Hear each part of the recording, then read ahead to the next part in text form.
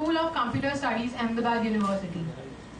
The annual lecture is having the relevant theme of Making of a Computer Professional in the Rapidly Changing Technology World. The lecture is being delivered by distinguished speaker Shri S Mahalingam sir, former Chief Financial Officer and Executive Director at Tata Consultancy Services and past President of Computer Society of India.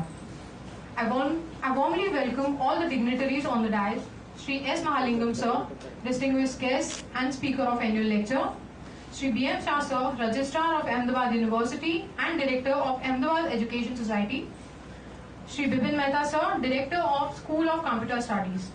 I also welcome Indian IT industry since its early formative years in the 1970s and 1980s, and will be sharing his rich experience during this annual lecture.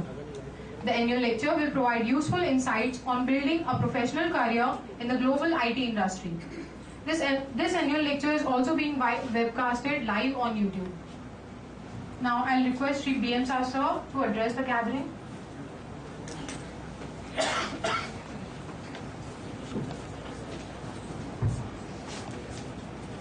Good afternoon, friends. Shri Mahalingam, faculty members of Ahmedabad University and all the students of this college, School of Computer Studies.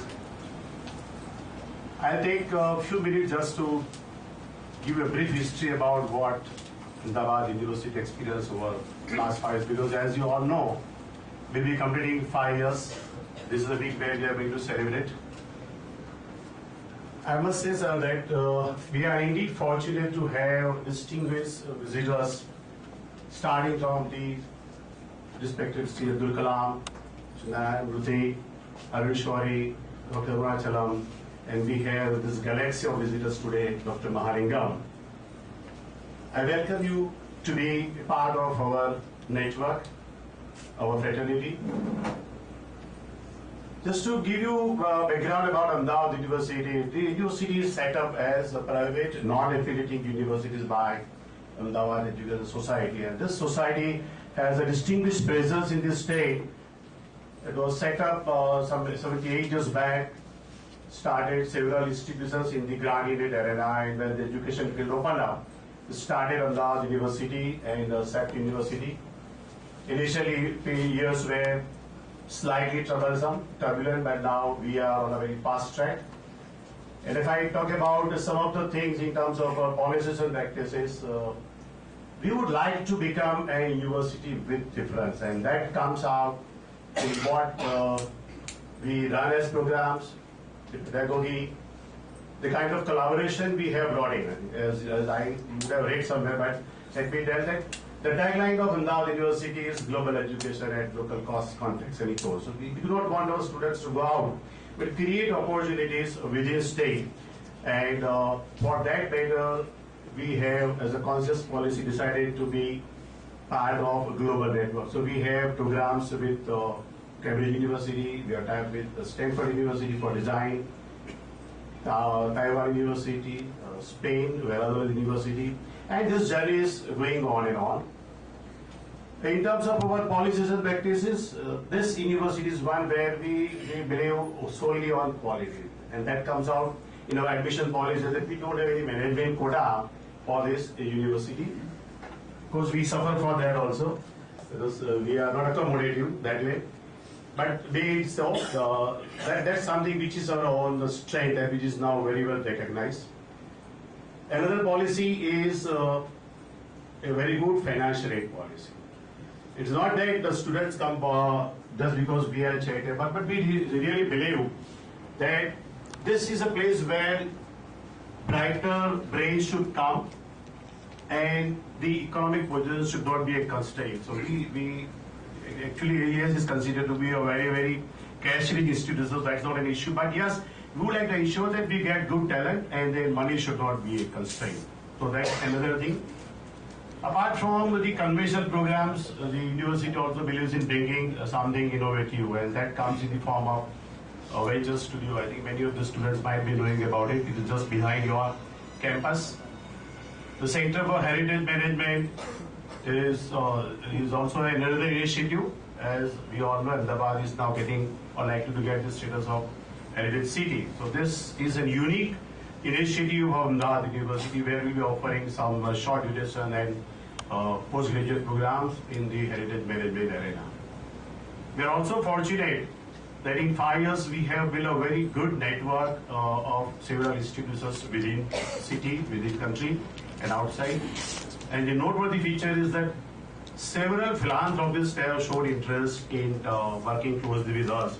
And in over 5 years' time, we have got a couple of donations of us from ranging from 15 crore to 50 crore for an engineering college which is going to come.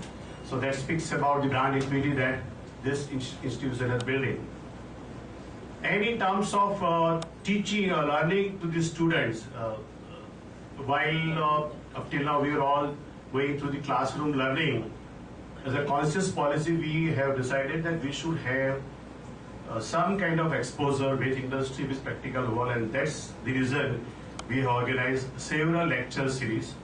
We have lecture series for each program, but we also have a lecture series for universities on a macro level issue. I think one series which is going on, I don't know how many of you attended, but the current political situation is such that the political parties make people realize or rather make them believe that India is supposed to one country. Whereas we all know, and we learn from Sir very soon, that it is a tremendous power. It's an economic power. So to bring back the confidence, we have a series where ailing Indian polity is the theme, and up till now we already have 2 lectures, one from Lord Biko Pare, another from Jagdish Chokar, and 2 more lectures are going to come. So whole idea is that end of the day when the student goes out of the university, he is not only getting academic qualification, but he becomes a good citizen, a responsible citizen, becomes a good human being. So that's the overall background in which the series is conducted. And I'm sure with the brand equity of Ahmedabad Educational Society, which is there in terms of the land bank, in terms of the network, it has the brand equity, it has, we will surely be scaling greater and greater height. It's time to come. Once again, sir, I welcome to Ahmedabad University fraternity, and I'm sure end of this lecture all of us will go wiser than what we are today. Thank you. Now I'll request our director, Shri Bipin Mehta sir, to introduce our distinguished guest to the audience.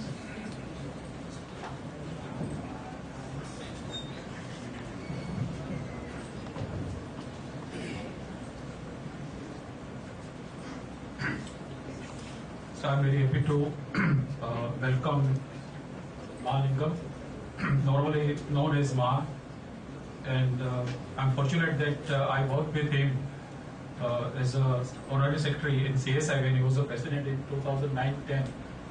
And my experience with him goes like this, that at that time he was on a very senior most position in TCS. And whenever I used to write a email, a request or some suggestion, the next moment I'll get the answer, go ahead. And sometimes I come across a tagline that he is sitting in China or he is in the UK, but it was the way he was working, and I'm really fortunate that he is here in our campus to deliver this annual lecture. I'm sorry, my throat is bad, I'm suffering from viral fever, but today I thought that I cannot have a break, and let me introduce Mahalingam. He is known as Maha in the fraternity. He has spent 42 years of his career in TCS.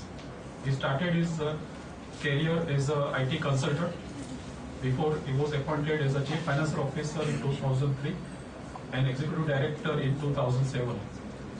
He played a major role in marketing TCS services across the globe, developing processes and creating large software development centers for the company.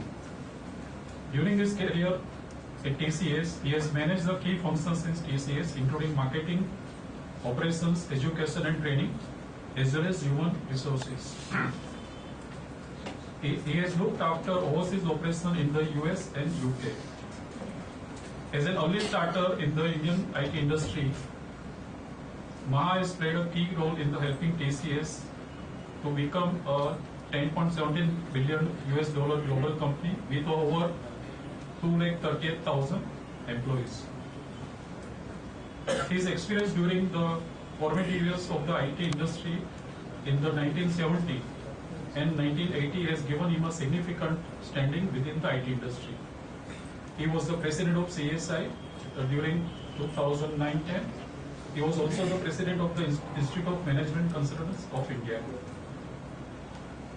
Besides CMC, he is also on board of City Union Bank Limited, IIT Madras Research Park, board member National Skill Development Corporation, and member of Tech Administrative Reform Commission. He is recipient of many prestigious awards. He was conferred Fellow Award by CSI in 1999. In 2006, he was conferred the CFO of the Year Award announced by the International Marketing Assessment, that is IMA.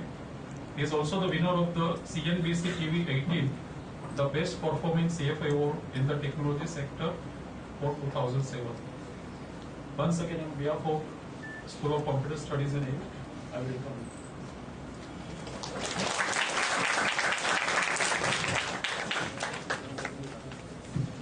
I request our Director Sir to welcome the Chief Guest with a bouquet of flowers.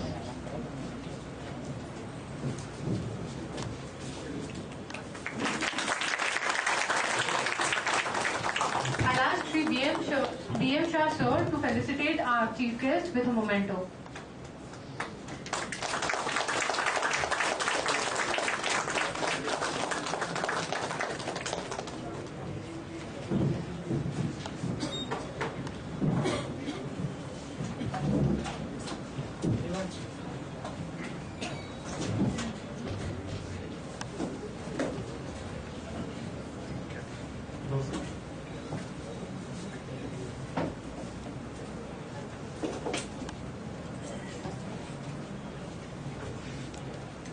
Mr. B.M. Shah, Vipin Mehta, and other dignitaries, friends. I must thank Vipin Mehta for requesting me to come here, as he has already talked about his association, our association with each other. Both of us have been very closely involved in the Computer Society of India for a number of years and so on, and which is what brought us together. And I must, of course, congratulate him on becoming the president-elect of CSI. He will become the president a year from now, when he will be in charge of running the professional organization. And I'll talk about this professional organization a little later, because I think that is very critical as you look at becoming a computer professional. What I think has set the computer professional apart from many others is the need for a continuous learning. There is and this is an industry which has continued to evolve. As has been, I have been introduced to someone who joined, who worked in TCS for about 42 years. Just think back to 1970. Many of you are not born. Some of your parents may not have been born.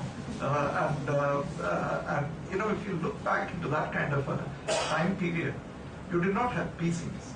PCs came much later, in 1981, when IBM announced the arrival of PC, and Apple, of course, congratulated IBM for arriving at the scene. Apple itself came around 1978. There were not even, in the 70s, there were not even fax machines around. And the only way that, and if you wanted to call up anyone, anywhere outside of India, you went to the telephone operator, and the telephone operator would come, would intervene every 3 minutes, say the 3 minutes are over. And that was the kind of, and the only way that you could communicate in some form of a long form was through the telex machines and so on. So this was the kind of time period that I came into the profession. And then you see the wave of computers, the computerization that has really taken place. If you looked at the last 43 or 44 years that I've been associated with computers, I don't think I could recognize any of the earlier 10-year periods. That is 1970 to 1980, to me looks very Asian. 80 to 90 looks very Asian. 90 to 2000 looks very Asian. And it looks increasingly that between 2000 and 2010 also is starting to look ancient. So that's the kind of change. And the only way that you could really survive in this field is by continuous learning. I want to start with a quotation. But the person who built this industry, of course, not very many people talk about him, is Mr. F.C. Kohli. F.C. Kohli was the director in charge of TCS for almost all its initial periods. He came into TCS in 1968 and he retired formally in 2000. So that was the 32 years when he established this particular industry. There was an annual convention of Computer Society of India in 1976, coincidentally held in Ahmedabad. And I'm just taking you back to 1976, when he was the president of the Computer Society of India, and he delivered the presidential address. And this was a man who said at that time, and I'm quoting, many years ago, there was an industrial revolution. We missed it for reasons beyond our control. Today there is a new revolution, and he's talking about it in 1976.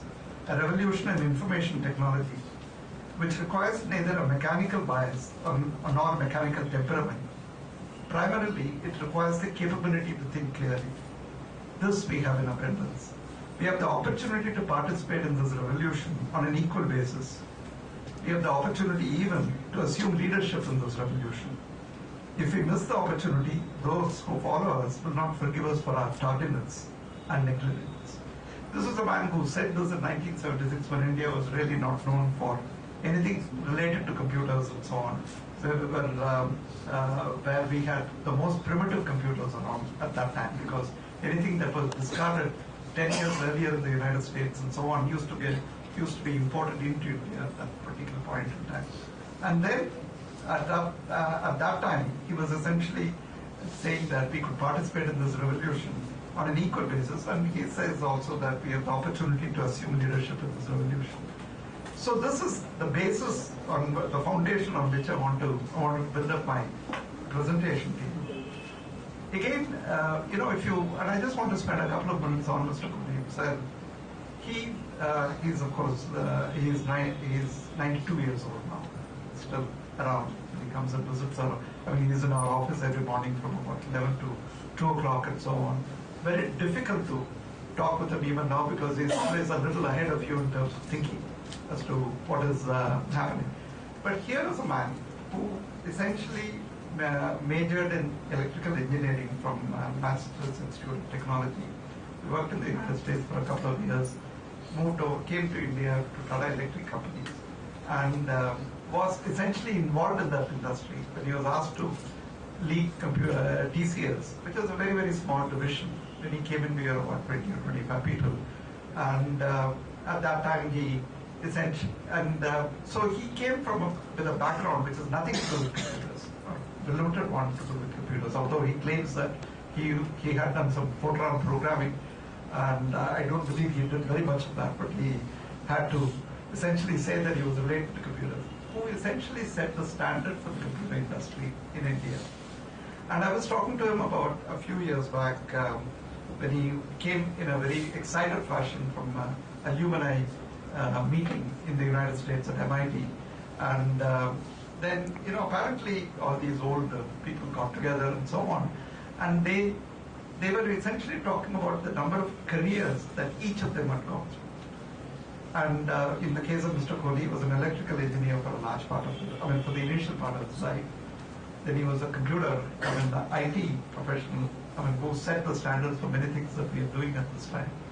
And then after retirement, he essentially got into a lot of social purposes, including adult literacy, using the use of using computers, education, engineering education became a passion with him and so on. So there are a number of things that he was doing.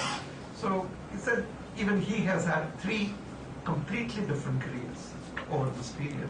And he was saying that anyone who embarks on life has to essentially feel that he may not be in that career in his own lifetime. He might have to change. And what is it that makes you, requires you to keep, or gives you the capability to keep changing, which is going to be one of the things that that I'll keep talking about. Why did I pick up this topic? And I said that choose the topic, and I said making a computer professional and rapidly changing. technology world. The reason is that I myself have done very many things. I joined, I qualified as a chartered accountant, and I completely forgot about it immediately after qualification because I started working as a programmer in TCS. And then, in fact, Tiffany was telling me about COBOL. I used to program a lot of COBOL. So that was very useful during the Y2K incident. Then, so I worked as a systems analyst. I did one of the earliest projects sitting in the UK and getting system developed in India. That was in 1975. That was this start of the phase by which we would essentially have what we call the offshore work being performed. And therefore, it was a product that we were developing, which was sold in the UK market. I was marketing TCS services in UK and the United States. And of course, changing the profile of India. One of the things that really changed, which I was narrating a little while back, was that when I was marketing in the UK in 1977, people didn't know anything about India on the software field. And they used to think it's a disaster story, India, because what you would hear outside was really. And so I used to essentially make what is called the cold calls, go and call up someone and say, can I come and I want to sell something. So most of them would say, no, don't waste my time. But one of them took pity on me and said, you come along and let me listen to you. So I went there and he asked me why I've come. So I said, I've come to sell software. He was surprised because he thought Indians really sold only underwear, not software. And today, you will have a problem if any Indian goes to sell underwear because they think that he's a software salesman. That is the big change that has come about in this period, and I used to market. I also set up the delivery center I worked on it in Chennai, and it's the largest facility in India, for TCS now, about 60,000 people.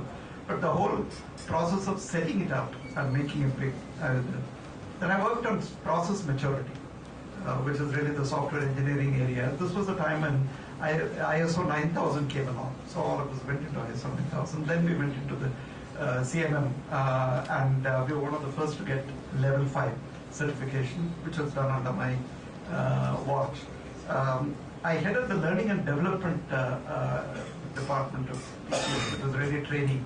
And these days we take about 50,000 people, and therefore there is a phenomenal amount of training that we do. After a person comes qualified into TCS, and there is a period that we have got to make that person into the kind of professional that we need, which is really working in our environment, working with our standards, working with the technology tools that we will have, and so on. So there is a period of orientation. I've looked after HR for a period of time, which is mentoring, leadership development, competency enhancement. I talked about some of this. Retention of people, how do you retain people and so on, because no one stays in TCS like me or Mr. B.H. for about 30 years or 40 years and so on. People want to change jobs. I was in a meeting with CII the early part of this week, and this was an election, people were supposed to come in. Arvind Kejriwal came along, and one of the businessmen asked, I'm also from IIT, so I'm proud that you are here, but why do you behave like an IITian? So he was a little puzzled.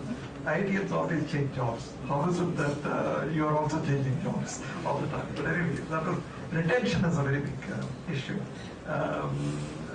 Career planning. How do you make the person plan the career? It's not that career planning doesn't have to take the person outside of the company, but it can even be within the company. Manpower planning as to how do we ecosystem development, how do we get India to get many of these institutions to really provide the ecosystem for the development of the software industry, and how do we get an individual to realize the potential.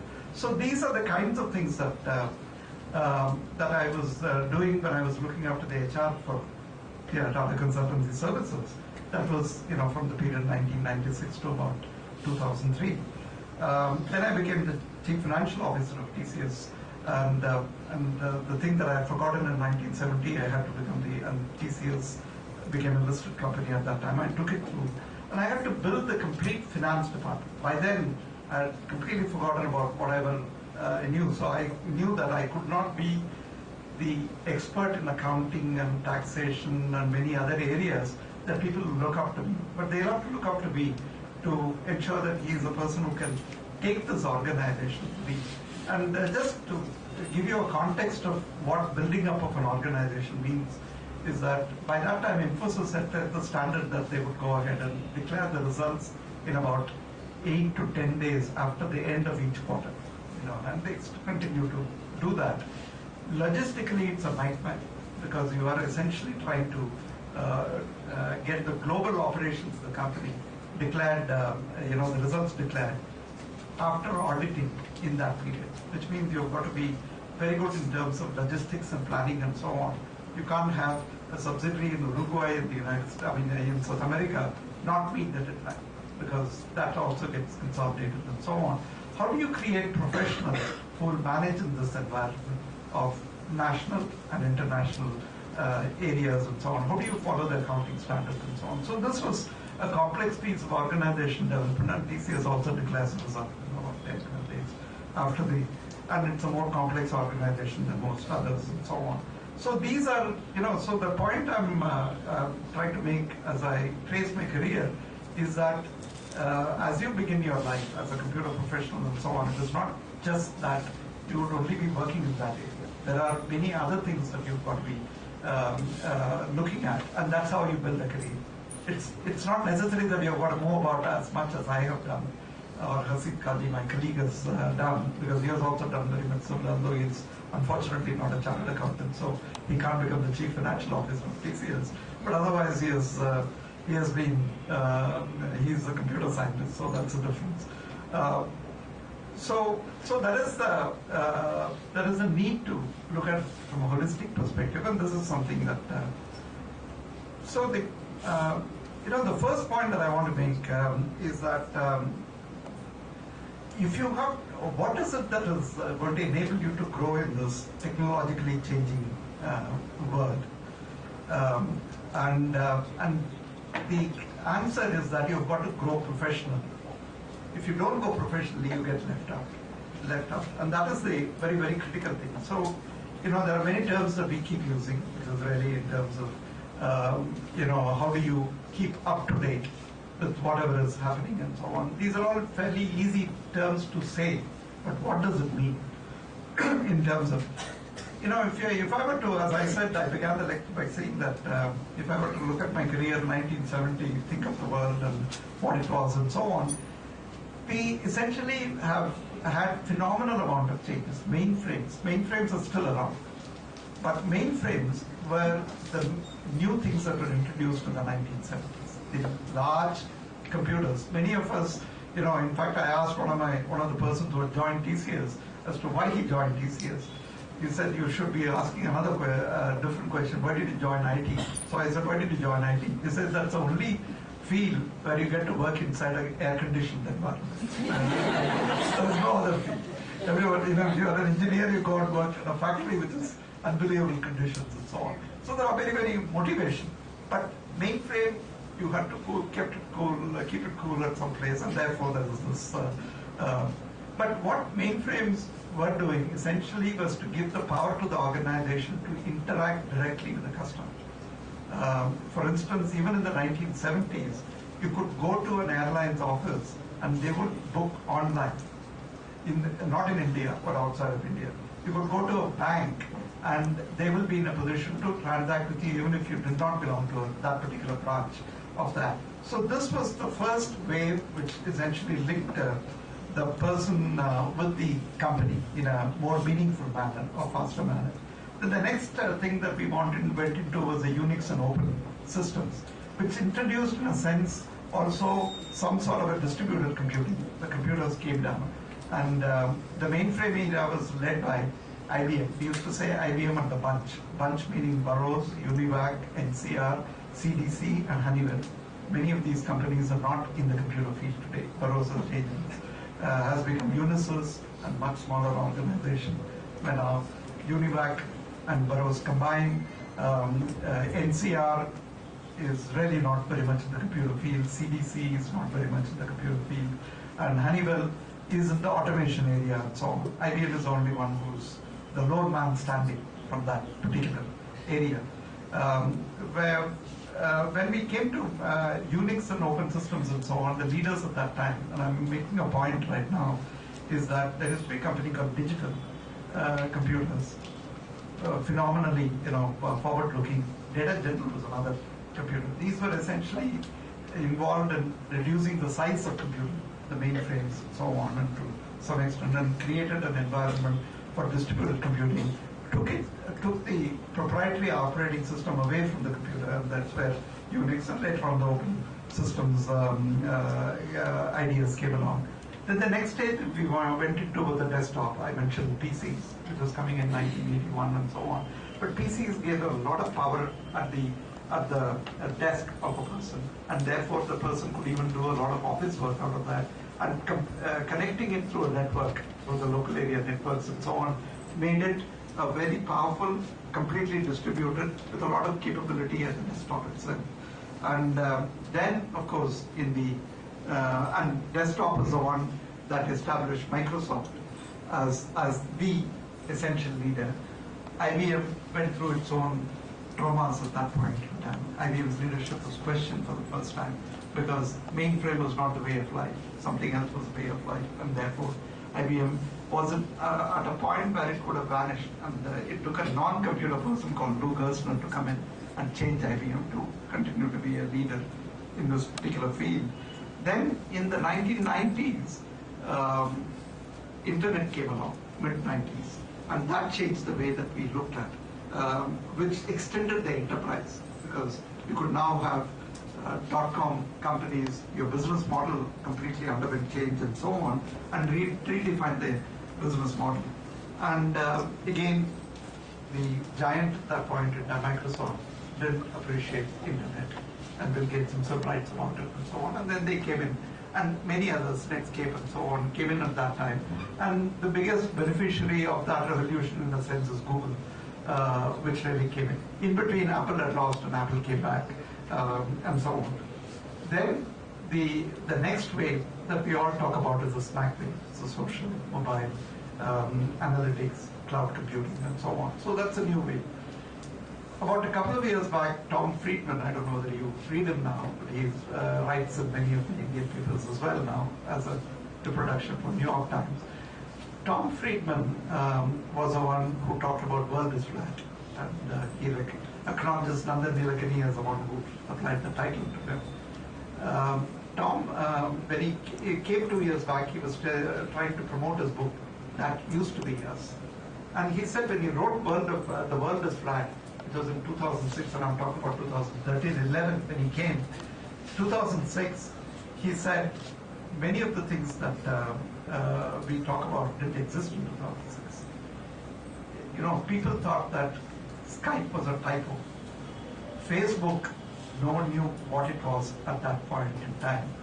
Cloud, he said, was up in the air at that time. This was 2006, and he was talking about 2011, by which time the world had become the world of Facebooks, the world of Twitter. He said, called Twitter a bird noise in 2006, and Twitter started an Arab Revolution and many of those kinds of things. So that's the kind of fast change that was. So the point I'm making is that this is the wave that we have gone through, and there is nothing to indicate that the wave is going to stop. That there is nothing to say. In 2006, if you had asked me, I would have said everything that has to be invented has been invented. Little realizing that today, even in TCS, we only talk about SMAC at this time, which was not talked about at that time. Big data was never thought about, or the words themselves probably were not coined, and so on. So that's a big difference, and you have to get used to it as you get into this. And the software discipline itself has undergone many changes. We used to talk about structured programming of Dijkstra in the early 70s. Then it gave way to structured analysis and design methodologies. Then we went into object-oriented programming. Then we looked at the software engineering and maturity models. Then we started looking at software as a service. And then we looked at the service-oriented architecture and so on. Very big evolution or revolution. I mean, I would call it a revolution because the other environment seems to be a revolution, whereas this seems to be an evolution that But again, if you don't have a discipline as a software engineer, you can't make a mark in this field. And we sometime back, in a private meeting, we were talking about Y2K. Y2K came as a result of indiscipline in software. Now we are essentially focusing on discipline in software development. And therefore, when you are looking at this hardware and software in this ever-changing world, what is it that you have got to do? That becomes a very, very important one. Basically, the way that I used to look at people when I took charge as the HR head of TCS was that what is a person? A person has a bundle of skills and competencies. Because you are essentially a programmer in a certain language, you also have certain design capabilities, you know how to use some tool, you have some way of thinking about some of the process and so on and so on. So these are the various skills that you have and competencies that you have. And that is how one looks at a person. So again, when we had to allocate a person for a job, and we would say that this company has come in and we have got to do something on the mobile computing platform, I'm not just going to have someone who is essentially oriented towards programming that. I need also some system integrator, many other things and so on. And I get people around to do that. So essentially it becomes a bundle of skills. That was when we started looking at what is it that we have got to do. And we said a person, if I were to trace a person, how does the person become better? Now, of course, we have slightly changed it in TCS. We used to call it a 4E framework. That is, a person who starts dabbling in a technology or dabbling in a programming language has an exposure to that language. You don't have much of a, you know that language, you know the basics of that language, you know the grammar of that language and so on, but you are not very good at that. You are still experimenting with many things, and someone, especially in the QA, when he comes along and does the quality assurance and point out that you made this mistake, you made that mistake and so on, and all those kinds of things. So that is the first stage, is the exposure. The second stage is the experience. You work on the language or systems and so on for a period of time. So you become 2 or 3 years, you become an experienced person. Then you become an expert. I mean, for me, the way to think about expert is that if I'm working on a project and I turn instinctively to someone for a problem that I have, then that person is the expert. That's really the and you would find that as you get into the working life, you would find that in every project team, you will have, I mean, because it's all teamwork, we will require, we'll need someone to solve our problem and so on, and you will turn to that person. That's a natural leader who emerges, mainly because that person, he or she, turns out to be extremely competent in that area. And then you've got a stage called excellent, which is really where you start writing papers, you are considered an authority by anyone. And in the case of TCS, if I were to make a proposal to a customer and put that person in front of the customer, say that he's going to talk about the problem that you have and the solution framework that you would like to develop, that's the excellent person that I would essentially do that. So, of course, now we call it the ICOMS framework within TCS. That's the competency building. I think now there are 5 stages, as we say. But essentially, the components are the same thing. It is the exposure, then you become experienced, then you become an expert, and you become excellent, and so on. The point I'm making is this, that everyone needs to start looking at going up the value chain, going up this kind of thing. And unless you do that, because if you say that I'm going to repeat what I have done, and continue to repeat, you have a value in this changing field for about 2 or 3 years. After that, the world has moved on, and you are staying there repeating whatever you thought you could do that. So that's the so the whole idea. In fact, when I started this program in TCS, my intent was to was something else which I'll come to, but I just wanted to essentially understand how many people have experience in writing in this particular language, that and so on. But what I had unconsciously introduced was that people started asking questions, how do I move from E2 to E3? How do I move from E3 to E4? And once they started saying, what is it that qualifies me to do that? And therefore, then we had to create assessment capabilities. That is, from exposure to experience, you don't need assessment. you were exposed and you started working on it and you continued. But if you wanted to move from experience to expert, you need the Cisco assessment or this assessment, that assessment, and so on. And when you needed to go from expert to excellent, there has to be certain professional societies which will have to acknowledge you as that, the PMIs and many of those. Or it could be that you started writing articles and so on, and therefore you keep, and peer review journal essentially selected you as a person whose work can be published and so on. So there is this whole aspect of that. And therefore this became a goal for each person. How do I move on? And therefore that's something, and you can even say, how do you, essentially the one issue that I would like to say is this, that how do you plan your career? The technology environment, it is good to be a technologist rather than a manager, because you may not manage. There are, of course, some cricket captains that you think now who seem to be more managers than, and they're probably mismanaging by the number of defeats that we have. But in this field, I think you've got to be really looking at continuing to build technology, and there are plus and minuses and so on. If you were to look at the foremost technologies that have created a wave in this world, the first name that might come to your mind is Bill Gates, because the person wrote the operating system, or had a hand in. There are stories and so on, but anyway, had a hand in writing that, which in a sense changed the world. Whether we agree with Windows or we don't agree with Windows, that's a different matter. But the man changed the world and so on. He is first and foremost a technologist who created not just the industry, who created the platform of the world. The other person that you can think of is Larry Ellison. Larry Ellison was the one who essentially created this whole wave of database and so on. Again, an extraordinary technologist who understands. In fact, about 8 or 10 years back, I was in a user forum in the United States, and I was listening to Oracle as it came up with a new version of a product and so on. And he spent the next 1 hour talking to very, very experienced people in terms of the technology details and so on. Here is a man who was the chief executive of Oracle and who told them. So these are the technologists that would come to your mind. But at the same time, and I'm going to contradict myself, you also have a phenomenon called Steve Jobs. Steve Jobs even personally never acknowledged himself as a great technologist.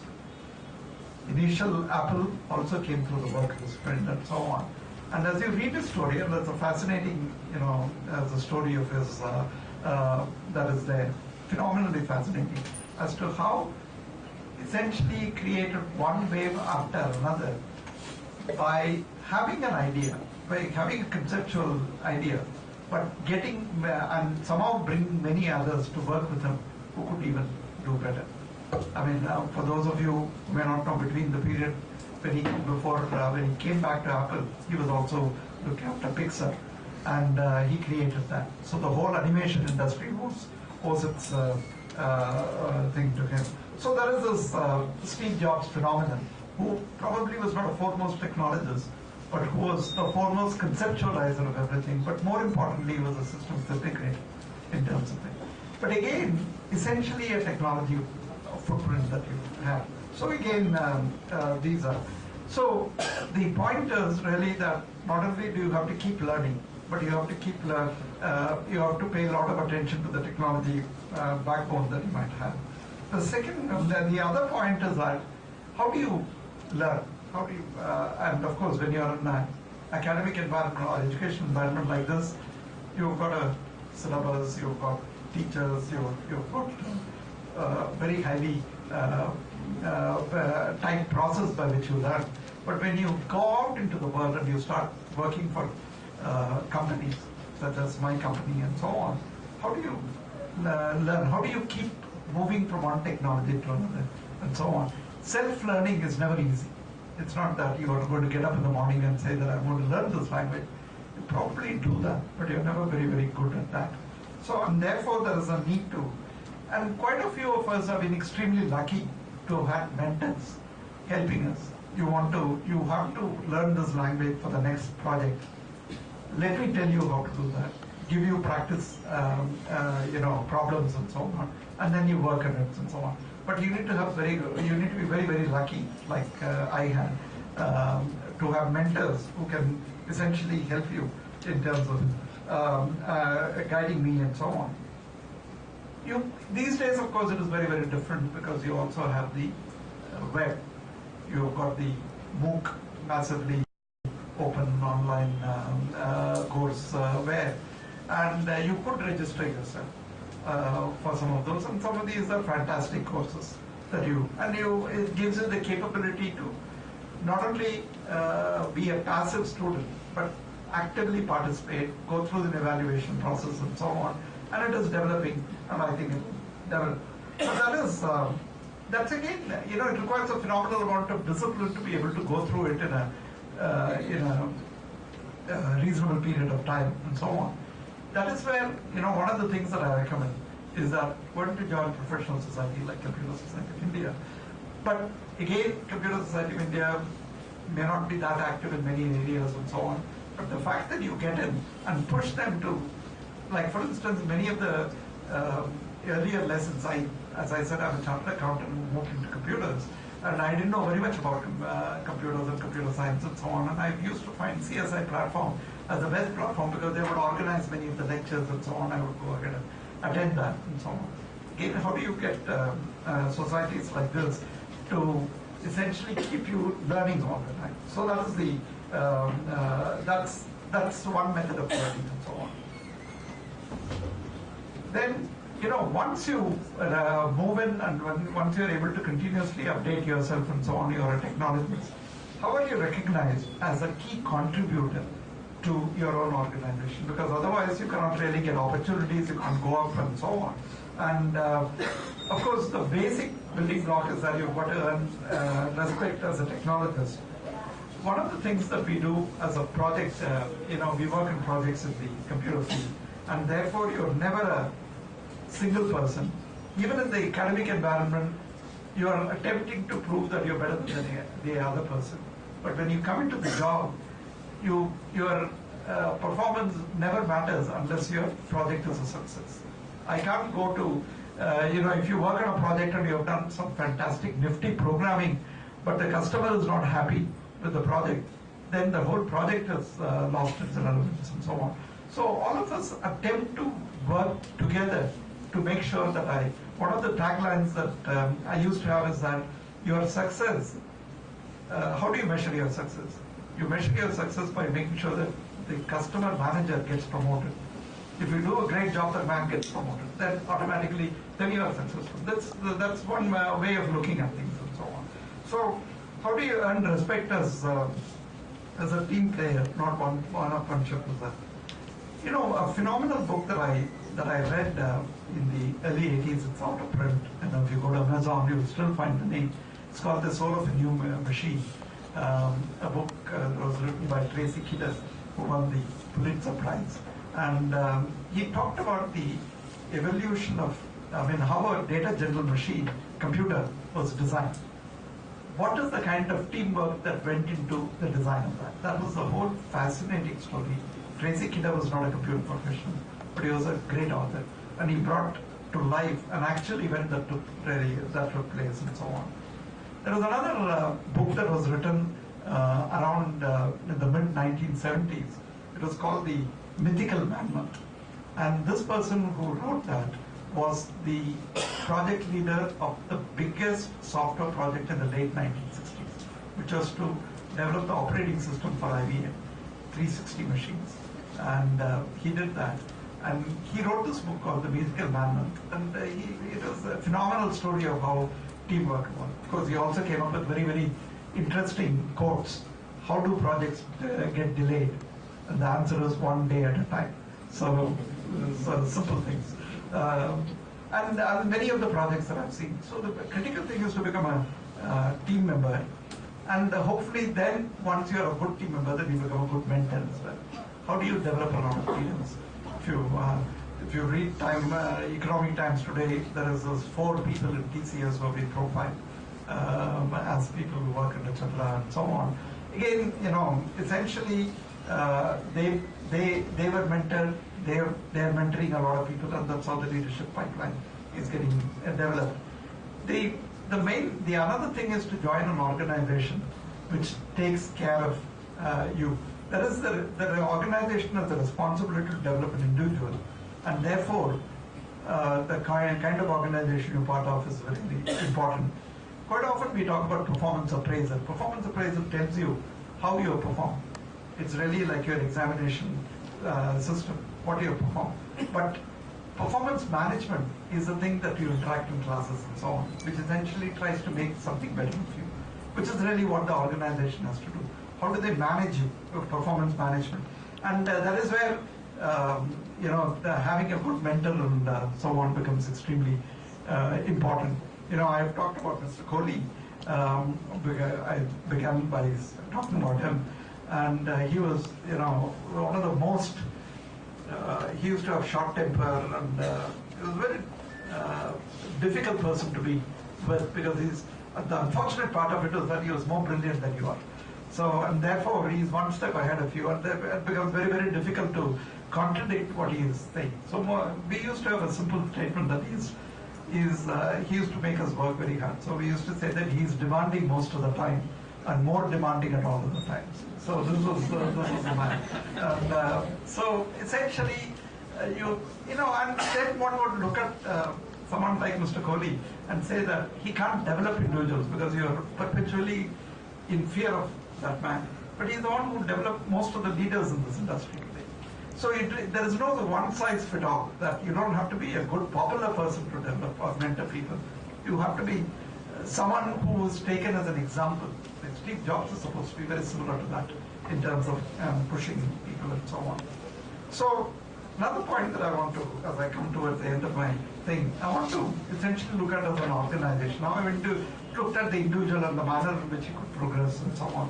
But if you were to look at an organization like TCS, like Infosys, like Wipro, Mindtree, many others, what is the net worth of that organization? For those of you who have some financial bent, you will say that let me go into the balance sheet. But balance sheet is the last place you will find anything of value as far as that company is concerned. Because these are people-intensive industries. Pharmaceutical corporations are very highly knowledge-intensive and people-intensive industries. And there are many other industries with the knowledge industry, and those are rarely captured in the balance sheet. Or not rarely, they are not captured in the balance sheet. The balance sheet will essentially look at this building and value it, but it won't look at the human capital that is really, and therefore, an organization that you value is something where the human capital keeps increasing all the time. That is, people move from exposure to excellent, and they are in relevant technology all the time, and therefore these are, and the point here is that any organization can only survive if it becomes relevant, or if its human capital is relevant for the period. Microsoft is a big dilemma at this point in time, under Satya Nadella. Now, is he going to because they have missed wave after wave. They are now the number 2 player. What is carrying them on is the current platform. And the current platform, when it goes away, then what happens to that? Google will also get into that space, unless it turns out to be more innovative.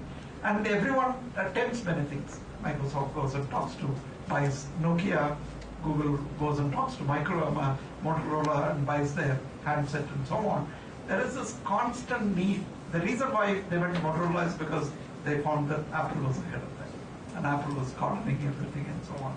Apple without Steve Jobs is going through its own issues and so on. Do you have creativity in that kind of thing? So this, when you look at an organization as the worth of the human capital, which is not in your balance sheet, which is really the thing, and staying relevant in the field of computers, because Microsoft can vanish tomorrow. It can. It's the biggest danger, unless it turns out to be creative, and they prove themselves periodically that they are extremely capable of being creative and also relevant and industrially powerful. These are the kind of things. Again, that's something that one needs to, and therefore when you build a career, you have to be relevant all the time. That's really the critical one. I just want to talk about one or two things and then conclude. I won't be doing justice to those unless I talk about one of the new passions that I have, which is the skill development. And what we are essentially trying to do is to skill or upskill 500 million people by 2022. This was the dream that C.K. Prahlad initiated for India at 75 years old to 2022. And that's a mammoth task. No one has really done that and so on. And therefore, although you are in the field of higher education, skill development and the vocational education becomes extremely important.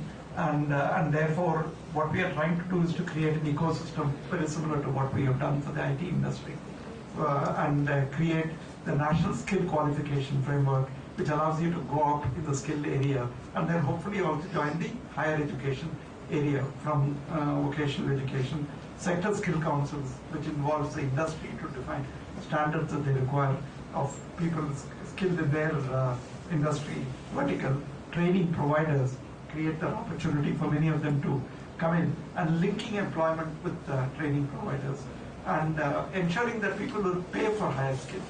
Today, do you pay extra if a person comes with a certificate for plumbing? You probably don't even look at that certificate, but can we essentially do that?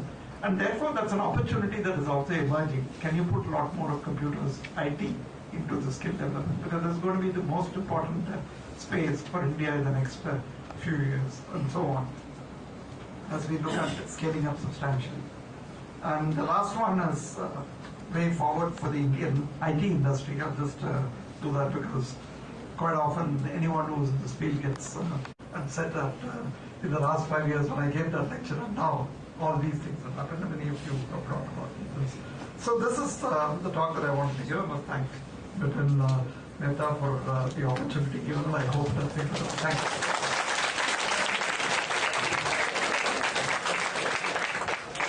Proceed with the question and answer session now.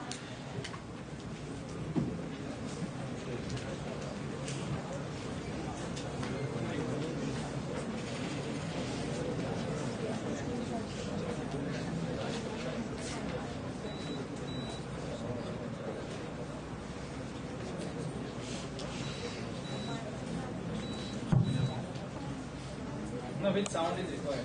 Otherwise, will not listen. Sir, what is the job of business analyst in the IT industry, and if what will be the criteria if we want to work as a business analyst? See,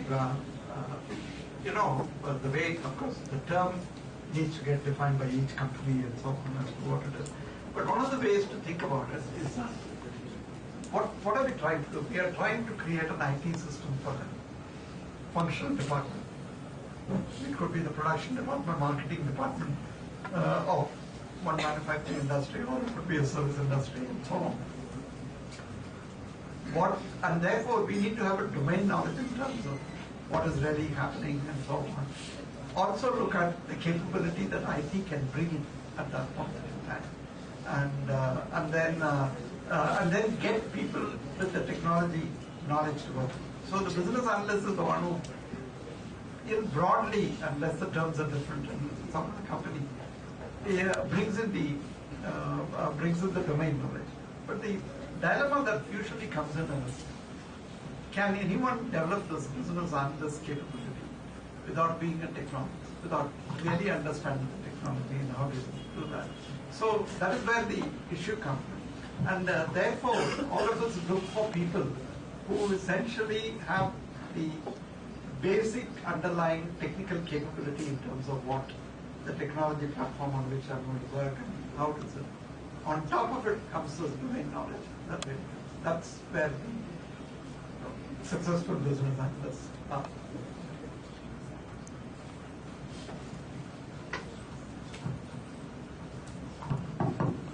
Good afternoon, sir. You talked two most important things for an organization, that is capability maturity model and the discipline that we require to develop the software. Another thing is retainment of the skill. So I want to know that what TCS has taken care in terms of PMM, that is people maturity model, to retain the talent in the organization. I used to, lots of questions used to be asked of attrition and so on. I used to say that you're asking the wrong person because I've stayed in only one company. And sometimes people who want to leave would come to me for advice. So you're asking the wrong person because I've never shifted. And that's the same thing that I can talk of Rasid Kaji as well. Because both of us came from that environment. You see,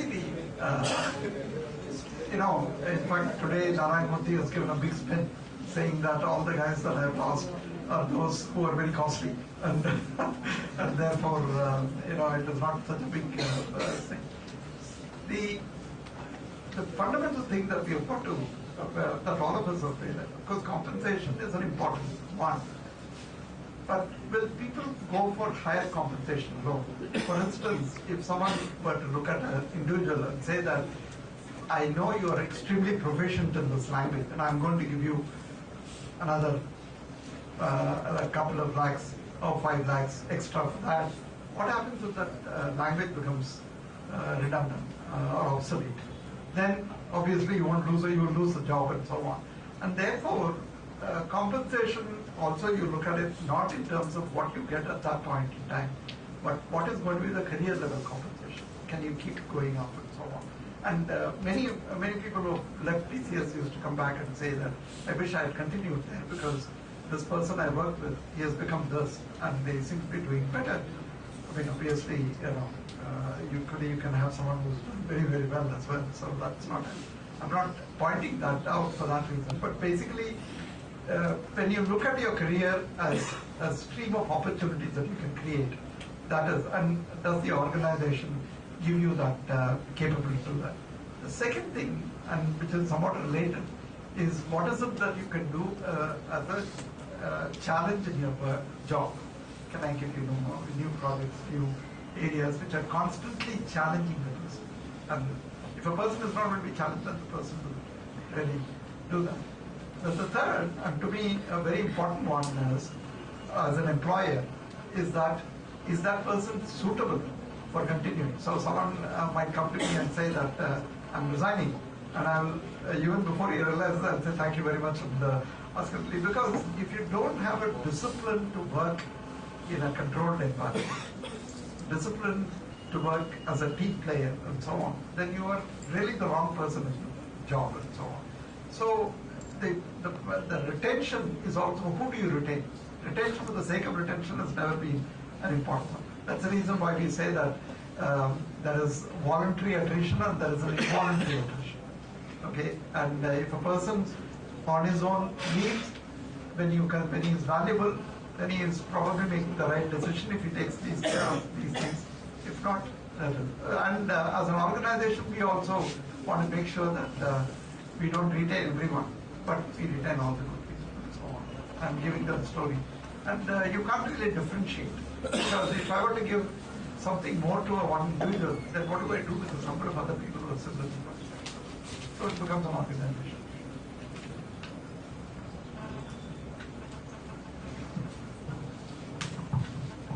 Good afternoon, sir. Thank you, first of all, for sharing such a great experience and giving such a knowledge. My question is, as you said, technology is growing very much fast, and along with that, it is also changing. So, how can we youngsters can go from 1E to 4E, that is from exposure to the excellent or expertise? The main thing that you have to do is you have to realize that you've got to go. It's not many people realize that. They would like to repeat rather than keep going. This comes back to this issue in terms of discipline of software engineering. How do I become more productive and that kind of thing. Then, after the second stage, you really need to enroll for certification programs.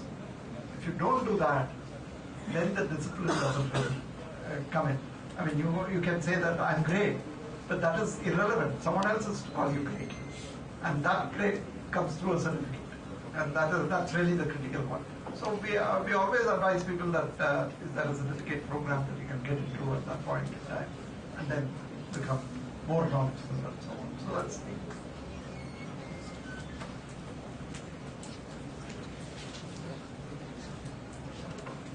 similar question as that.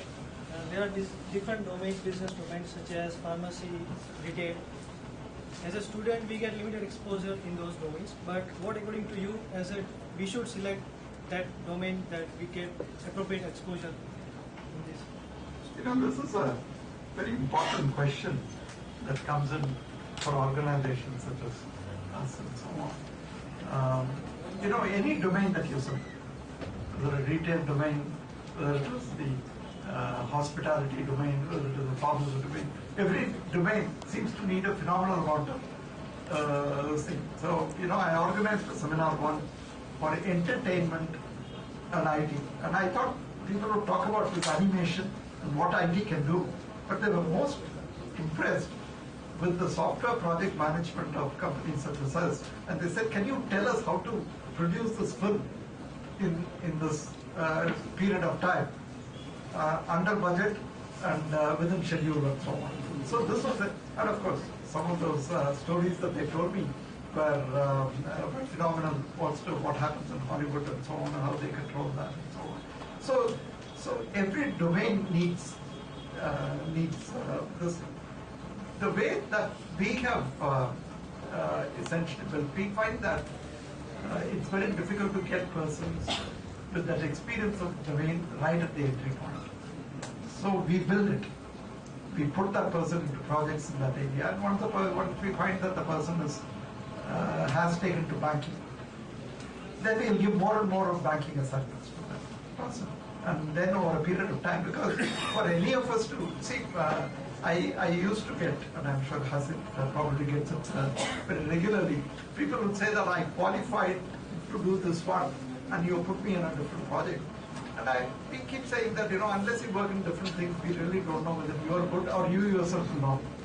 So work in many things. But then once you come to a stage where you can develop specialization, you go ahead and do that.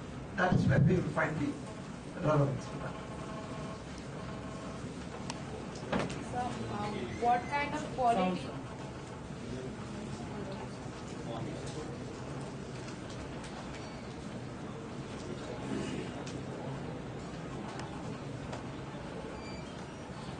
Hello, sir.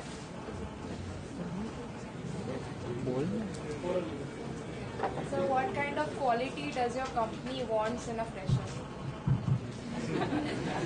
See, there's a difficult one to answer, because basically we want people who, obviously the immediate one is, do they have the skill sets that we require? That is where many of the questions and tests and so on will be oriented towards that. But the qualities that we want, and we look at the person and try and judge that person in 10 minutes or 15 minutes, this is very, very difficult. And some of the qualities that I have talked about are very, very critical in a person. Is that person willing to learn, continuously learn. And that becomes very important for us. And in fact, I'll tell you a story also. This thing was very, in a slightly different manner. Willing to learn is one particular thing. Second thing is that person going to be a team player, which to us is very, very critical. The third is, in a different light, is that person mobile, because that becomes very important in a setup like ours and so on. That is the one that I want to tell you is that which describes the person. See, we have a training facility in Trivandrum, so we had some behavioral scientists really run through a series of questions on some people over a period of 1 year. And we tried to judge the mental makeup of the new entrants into the organization. Then we found that because of the competitive nature of the Indian education system, after the 9th grade, this was now about 6-7 years back, it was actual study. After the 9th grade, they switch off everything else, because they have to get into this, discipline, that discipline, and so on. And the first 3 years, it was the engineering, they work very hard because they need to get placement. They need to get grades and so on. 4th year is when they relax. Nothing, and the faculty is upset with us at that time because we have already recruited them and so on. during the 6-year period, 9th, 10th, 11th, 12th, or 7-year period, they have really not gone beyond the boundaries of reading, writing in the subject. And we found an interesting thing that quite often when we ask questions, they would get the routine answers rather than something. And of course, there used to be a lot of examples that were floating around at that time. And then we analyzed it, and we found that many people have not even read novels for the 7-year period. And we actually introduced a subject called novel reading. And the only question was that they had to read an English novel which was written after 1900. We didn't want them to read Shakespeare and so on. But then they should go ahead and conduct a seminar as part of our training. The point here is that, the quality that we are looking for is a holistic individual. Because if I have to place a person in front of a customer in the United States, I also want that person to talk about the baseball scores of the, essentially, unless you come out as a holistic person, because this is very, very important. And that's another quality. Whether we can judge it in the 10 minutes, I really don't know. But we try to do it.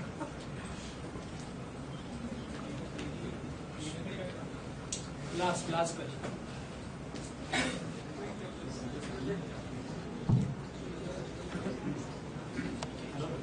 Hello? Yeah. There are very few with the dream of businessman. So what do you suggest for a new businessman you would start? In fact, entrepreneurship is something that we want a lot of. And I concluded my talk by talking about the manner in which we evolve, which will not be product only, but something far beyond that in terms of business model and creating new things and so on. I do mentor these days some of the business people, very, very extraordinarily good ideas and so on. But the issue that is lacking quite often is the orientation to the financial areas. In fact, I concentrate quite a bit on the business model and what they have done and so on. Have they been able to sell this concept to areas and so on? Because this is very critical for giving you the power to be in the field for a period of time. Because nothing succeeds in a very short period of time.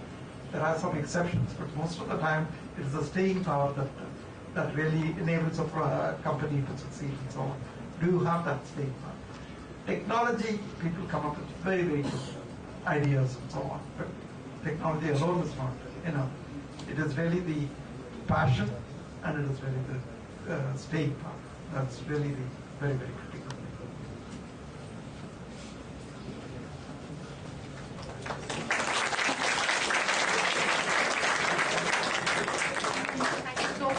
For inspiring us with your knowledge and experience. Now, I'll invite Shri Aditya Patel, sir, faculty member of School of Computer Studies, to propose vote of thanks.